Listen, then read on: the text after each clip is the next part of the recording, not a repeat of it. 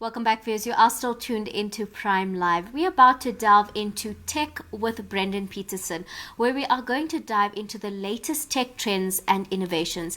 And today we will be exploring how Olympic legends Sir Mo Farah as well as Tatjana Smith are teaming up with powerhouse HUAWEI to redefine fitness and cutting-edge wearable technology. From HUAWEI Innovation Launch in Barcelona, these champions share how smart tech is able to transform the way they train and the way they live. And we'll also touch on the newest lineup of wearables and the impact that they have on everyday fitness. Good evening, Brendon. Thank you so much for joining us once again on Prime Live. Good evening. It's always great to be here. Thank you for joining us. I mean, this is a conversation we've been seeing a lot trending on social media with these wearable tech, especially, involving Olympians. So everyone's definitely excited and paying attention. Now, let's get into it. Sir Mo Farah as well as Tatjana Smith are now using HUAWEI's latest wearables to be able to boost their training. How do you think that this tech is able to enhance athletes' performances? So, Sir Mo Farah has actually been working with HUAWEI for a while. Tatjana Smith has actually just joined the HUAWEI family. And I was really fortunate to be able to spend time in Barcelona with her, for the launch of these devices. And I was able to sit down and sort of watch a conversation between her and Sir Mo Farah, where this is the question that was asked, how much could this have impacted your ability to train and train better? And she was saying, Tatjana was saying that a lot of other countries, if you look at South Africa specifically, a lot of other countries have more advanced facilities. Had she had something like the HUAWEI watch, where we don't maybe have as many advanced facilities and sort of things for our athletes to use to train, this certainly could have helped her even more, to maybe even push even further to maybe get another gold medal, at the Olympics. I think what it really is doing is sort of democratizing access to sort of really almost professional grade equipment and materials put into a smartwatch that now anybody can access and help sort of better themselves when it comes to fitness and health. But now, speaking about Mo Farah as well, he also mentioned that the watch data's insight could have helped him earlier on in his career and could have maybe helped him further progress or maybe even progress a lot sooner than he had. And how, this was able to help him, this level of technology. How do you think that this kind of technology would be able to translate to the average user, the everyday South African or the everyday citizen of the world, comparatively to these athletes who might be able to use this kind of technology to, yes, monitor their performances, but also pick up on where they need to improve in order to progress? I think if we just sort of break it down even more, make it even simpler, for all of us, the average person, you're looking at everything from tracking not just, your steps, but your strides. Or, if you're running, how are you running? To your sleep monitoring, because obviously, if you're not sleeping properly, you're not getting adequate rest time, adequate recovery time, you're not be able to perform well, whether it's just for a run, whether it's a short workout, or just making it through the day. So I think by making this kind of technology accessible to every single person who's able to get one of these devices, it really is going to start at a fundamental level to be able to improve your abilities.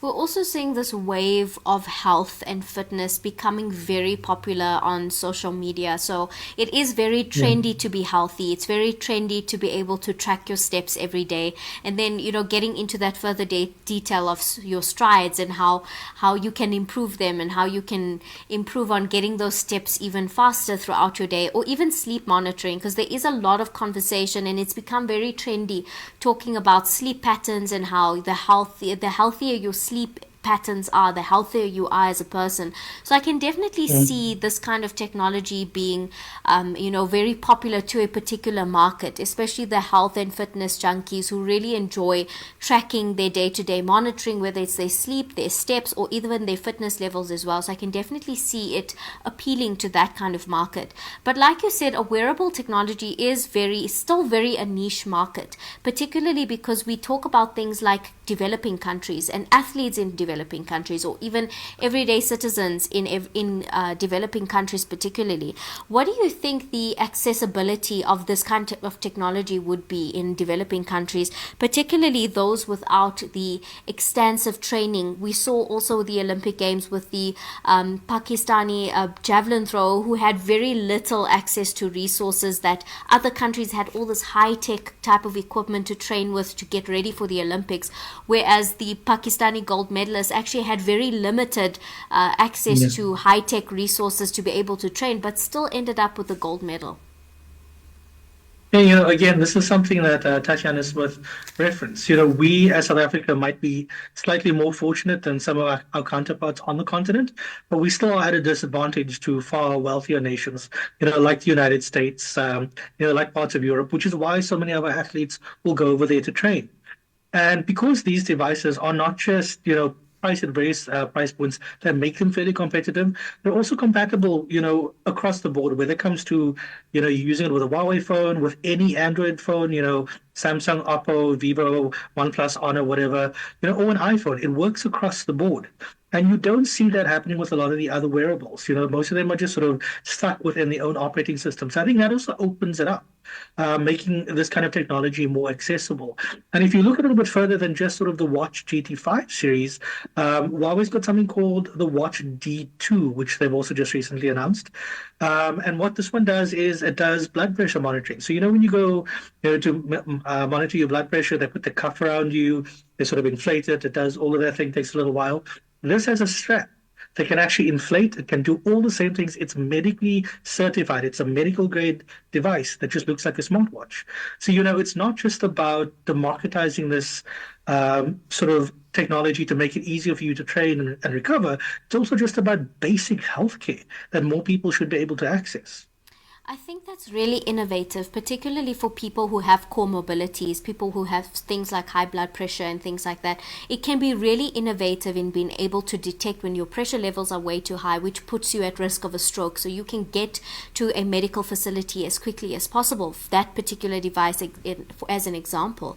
And I think a lot of people with comorbidities can really also benefit medically from these types of devices, which makes them incredible in the sense that, yes, you can use it to track your fitness, but you can also use it for its health benefits as well, to be able to track your health for monitoring whatever ailment or illness you actually have.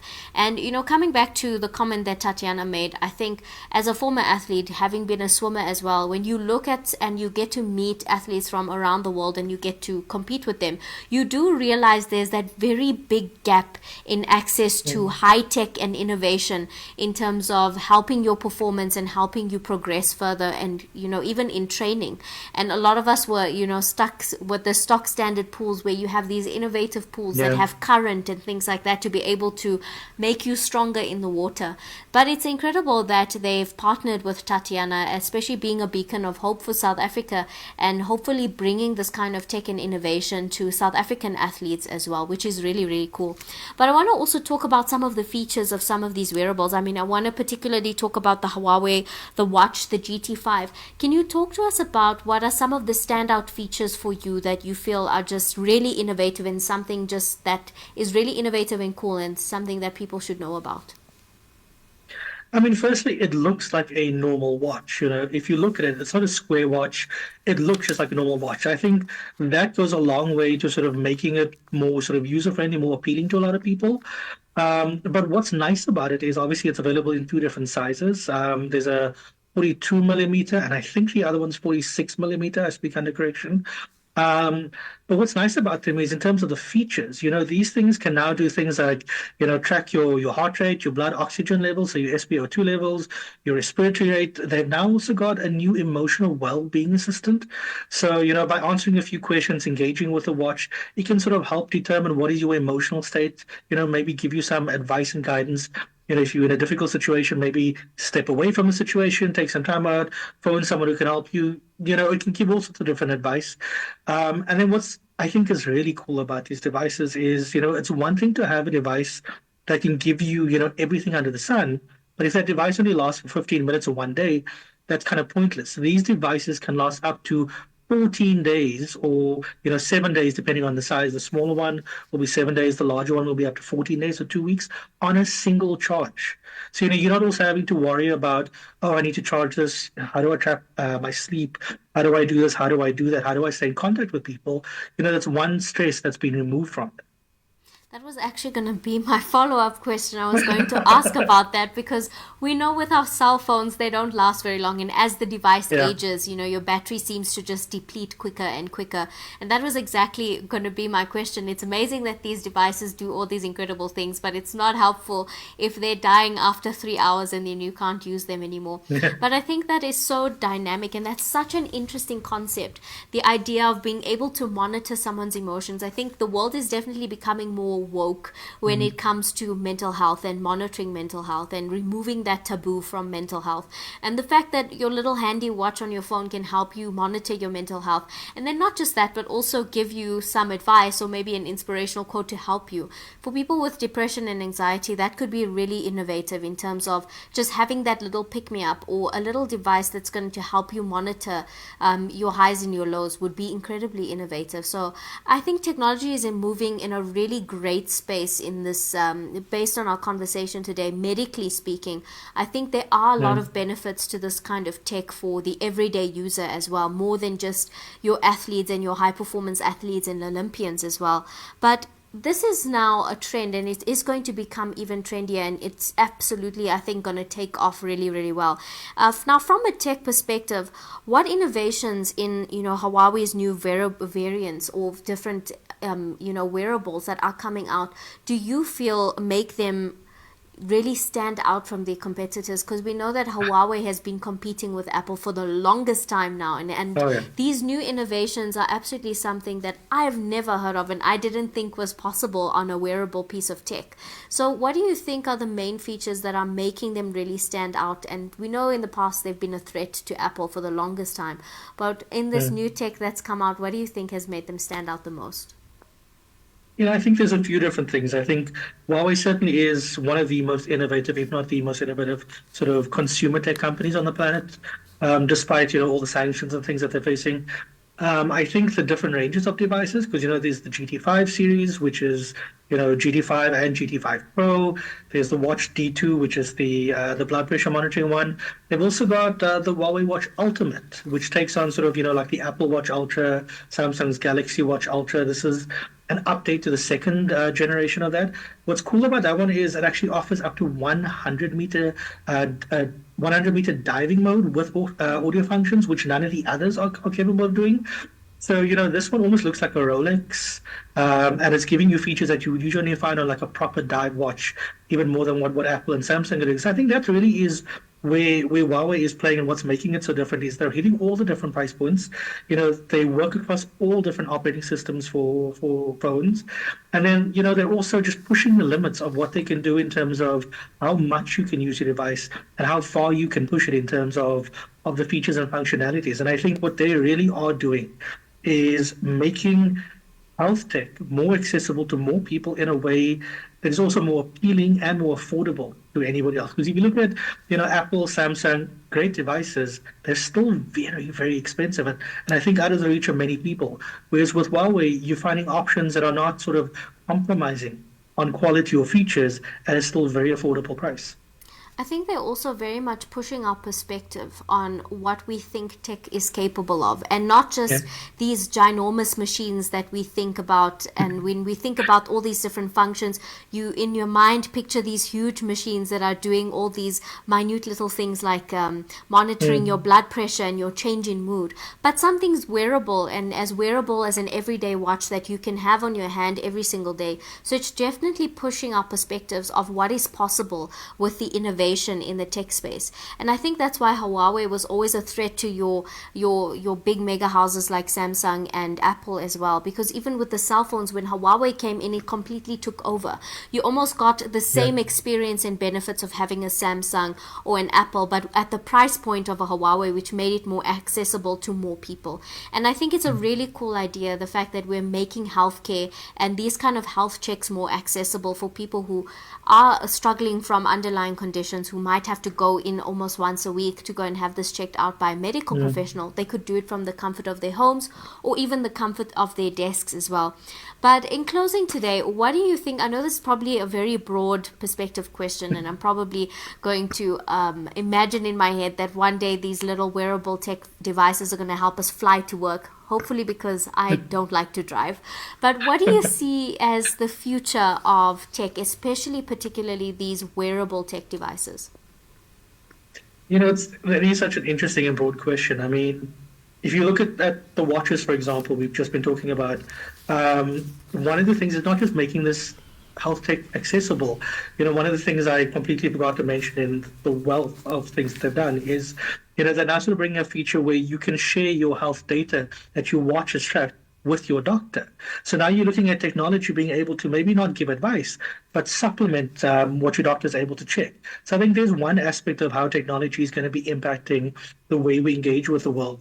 But I think also, as we're speaking right now, Meta's hosting Meta Connect, which is their sort of global annual press conference where Mark Zuckerberg is talking about his new vision for sort of immersive worlds, the sort of new, hopefully the new generation Ray-Ban Metas with the little sort of cameras in the glasses. So I think what we're really looking at is AI and health tech sort of being the two main drivers moving tech forward. And it's really how it's taking the data about you that you know, we are willing to share as consumers, and companies are willing to collect and use that to enhance and enable and hopefully empower, our lives and our ability to do things for good. Absolutely. I love to hear innovation, particularly in the healthcare space. It's so, so needed. But Brendon, thank you so much for joining us this evening. I've thoroughly enjoyed our conversation today, and it's completely broadened my perspective of what I perceive innovation in technology is. And it's been really enlightening to be able to hear about the innovations that Huawei has come up with. So thank you for sharing with us this evening. Thank you again for having me. Viewers at home, that was Brendon Peterson, our resident tech guru, talking about all things future technology when it comes to Huawei. I know we all thought about the flying cars, but we may absolutely be very, very close to that with the innovation and the technology that has become available on a wearable tech device like a watch.